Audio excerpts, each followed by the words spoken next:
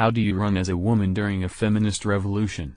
Speaking to the Women's Convention in Detroit on Friday, Senator Kirsten Gillibrand of New York and Senator Amy Klobuchar of Minnesota, two popular Democrats and potential 2020 presidential contenders, offered a glimpse of two different strategies. Gillibrand's speech hit all the obvious feminist notes.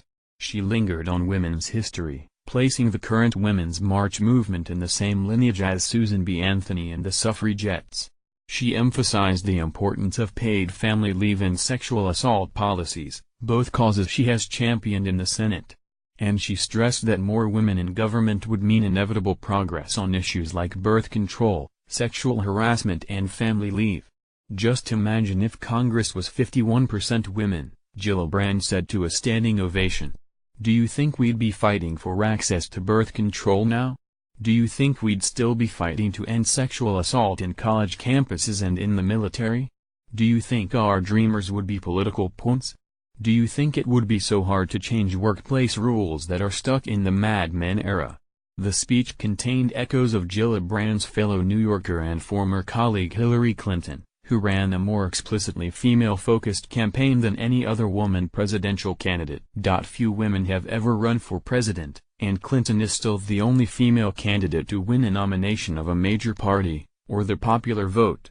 Gillibrand ended her speech with a call to action for women and girls that mirrored Clinton's concession speech. Shout out to all of the little girls who are watching this. Never doubt that you are valuable and powerful and deserving of every chance and opportunity.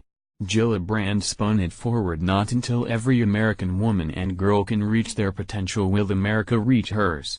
If Gillibrand's speech was one preview of how a female presidential campaign might campaign in 2020, Klobuchar presented herself as an incapable contender who just happened to be a woman. Klobuchar referenced the recent spate of harassment allegations, but used the issue to discuss class distinctions. We make sure it isn't just famous people who are heard, she said. We protect the shift worker at the factory, the teacher at the school, the nurse at the hospital. All women deserve to be safe wherever they work and wherever they are. Klobuchar outlined a four-point agenda that focused more on broader economic prosperity than female representation. Speaking to an audience in Michigan, the Minnesotan anchored her pitch in the Midwest, where Clinton had trouble in 2016. The Midwest matters, she said, and next time we cannot leave the middle of the country behind. She then outlined an economic to-do list that involved lowering costs for prescription drugs, air travel and student debt. She urged government to take on the pharmaceutical lobby and endorsed Senator Elizabeth Warren's plan to refinance student loans. Both speeches embraced the economic spirit of Senator Bernie Sanders' 2016 campaign. Gillibrand condemned the soft corruption of money in politics and described health care as a right, not a privilege. Klobuchar called for an economic agenda for America and a manufacturing economy that leaves no people behind.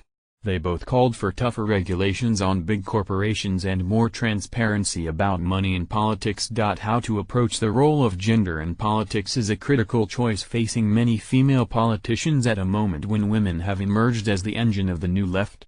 The day after Trump's inauguration, nearly 5 million women flooded the streets for the Women's March, which became the largest demonstration in U.S. history. Stalwart progressive organizations like Planned Parenthood, upstart groups like Indivisible whose base is 74% female, and self-organizing groups of concerned mothers helped stymie the Trump administration's efforts to repeal and replace the Affordable Care Act. A record 51 women ran in Virginia's Democratic primaries for the House of Delegates, nearly double the number in 2015.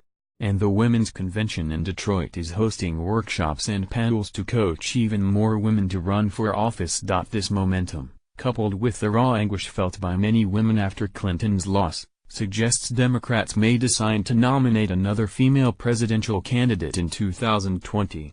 One likely contender is Warren, who has long captivated the left wing of the party. Gillibrand and Klobuchar are two other potential candidates. Both mentioned Warren in their speeches, endorsing both her legislation to refinance student loans and her rhetoric the rigged system. No matter how you do it, playing the woman card is risky. It can mobilize some women but alienate others, And it's not clear whether women's empowerment is a winning issue with anybody who doesn't already call themselves a feminist. According to an October Pew survey,